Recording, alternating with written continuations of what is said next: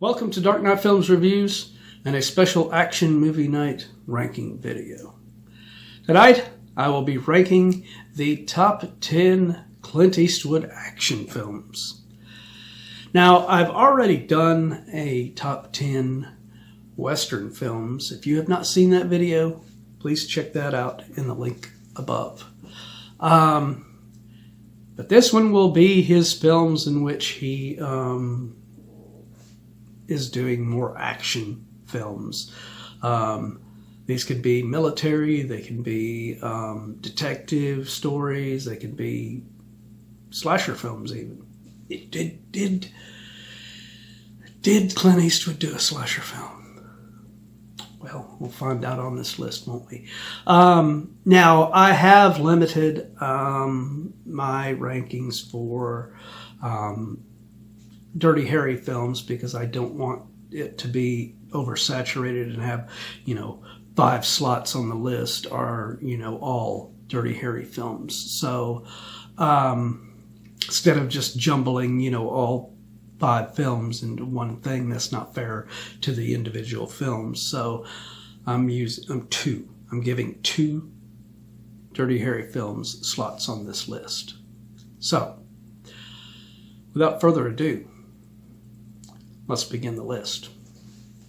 Coming in at number 10, we have Kelly's Heroes from 1970, directed by Brian G. Hutton. And it co-stars Telly Savalas and Donald Sutherland.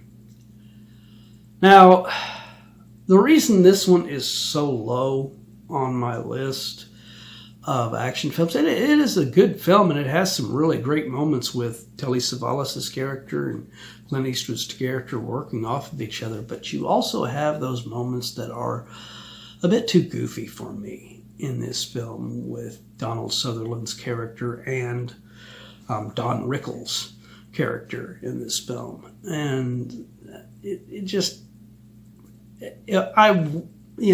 I do like the film, and I don't mind that too much, but it does bring the film down somewhat. So, good start for Clint Eastwood's action movies. Coming in at number 9, we have The Rookie from 1990, directed by Clint Eastwood himself. Now, this one co-starred Charlie Sheen and Raul Julia. And this is a really good, I had this film already ranked on my top 10 buddy cop films, and it is a really good buddy cop film. It is the Charlie Sheen and Clint Eastwood work really well off of each other and make a really good team. They have a lot of good chemistry together as the older detective with Clint Eastwood teaming with this young up-and-coming detective with Charlie Sheen. All right, now coming in at number 8, we have The Gauntlet from 1977. Again, this is one that was directed by Clint Eastwood. And this one, his co-stars are Sandra Locke and Pat Hingle. Now, I am not the biggest fan of Sandra Locke. Most of the films she's in with Clint, I find her boring and very wooden in her performances. This is one of the very few performances of hers that I actually was impressed with her acting in it. If she had acted this way in all of her films, I might have liked her a lot more. But The Gauntlet is a very different film for Clint. He's playing this alcoholic detective who the police force does not take seriously. In fact, it's so bad that they put him in to take this woman, played by Sandra Locke, this prostitute character that she's playing, and escort her to the courthouse where she is supposed to be testifying. And of course, someone in the police department is setting this up just to make sure that she does not make it. and knowing that Clint's character is an alcoholic. And it's funny because they think that, and it turns out, man, I don't know what the hell they were thinking, because this guy is very good. But yeah, it's definitely a interesting action film for Clint, and one of the best with Sandra Locke. Coming in at number 7, we have the Iger Sanction from 1975. This is another one directed by Clint Eastwood.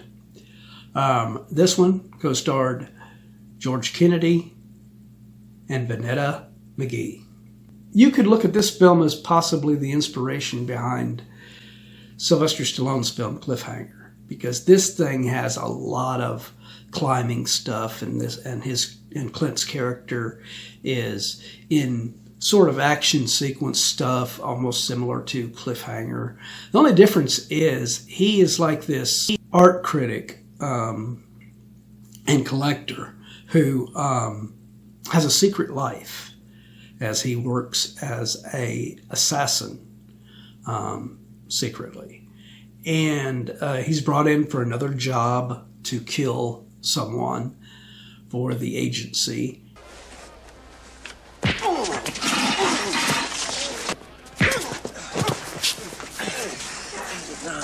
Let me tell you something. I don't like you on my flank because it scares me.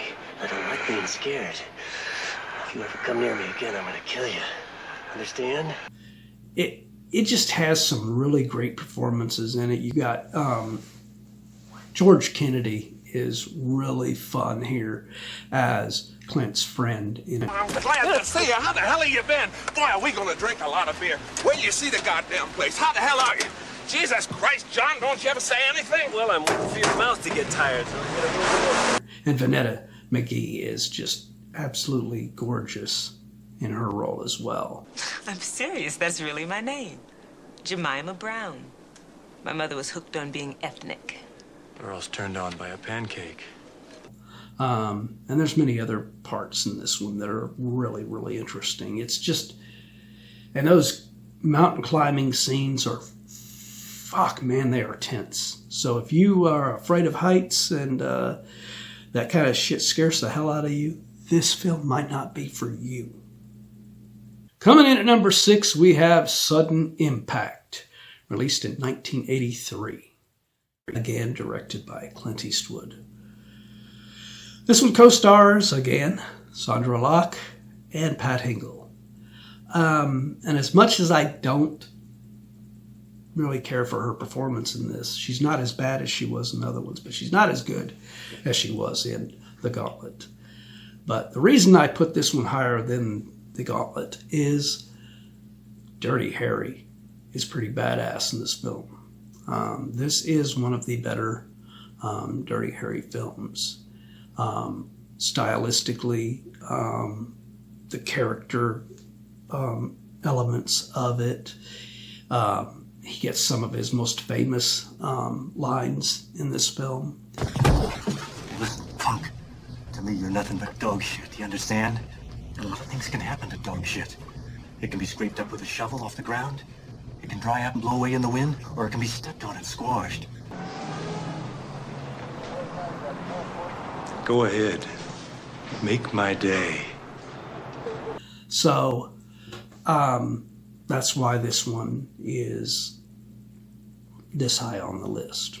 Coming in at number 5, we have Where Eagles Dare from 1968, directed by Brian G. Hutton. Now this one stars ahead of Clint Eastwood, Richard Burton, and it co-stars Mary Ure. So this is one of those very few times when Clint was outshined by his co-star to where he got second billing to him. But that's not a bad thing when it's Richard fucking Burton. This is such a difference from Kelly's Heroes. Same director, Brian G. Hutton directed this one as well. But it just has so different of a vibe to it, and it's so well done, serious film. It is the two characters of Richard Burton and Clint Eastwood are fighting against the Nazis, and it's just in World War II, and it is just a really, really exciting, fun war movie, and it's one of my favorites in the action genre for Clint Eastwood. Coming in at number 4, we have Tightrope, released in 1984. Now, this one was directed by Richard Tuggle, and it co-stars Genevieve Bujold and Dan Hedaya.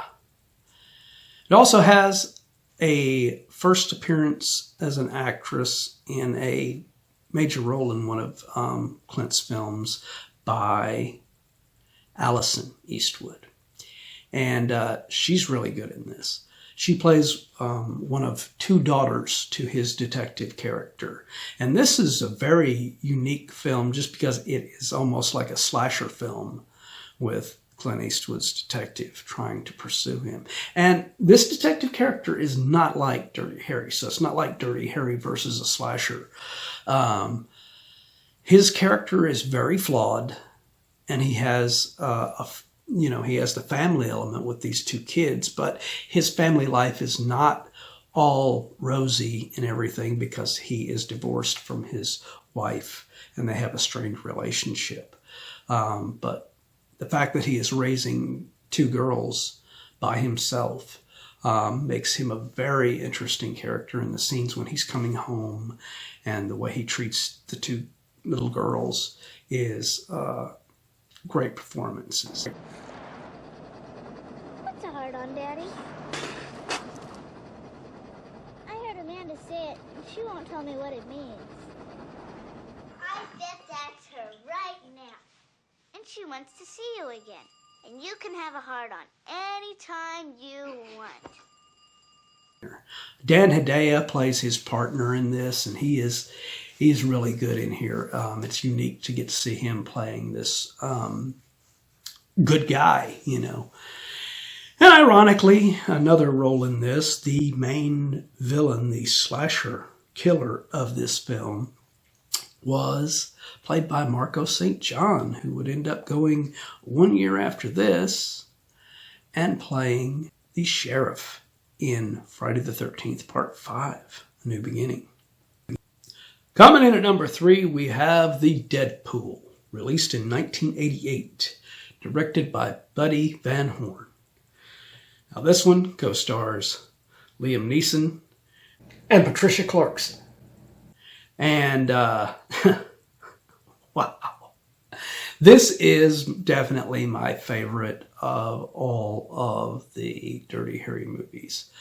I don't think it has as many little, memorable moments as far as like Sudden Impact does, or any of the other films maybe. But I just think the story behind it with this director of these horror films and everything, being accused of murder and being played by, of all people, a young Liam Neeson.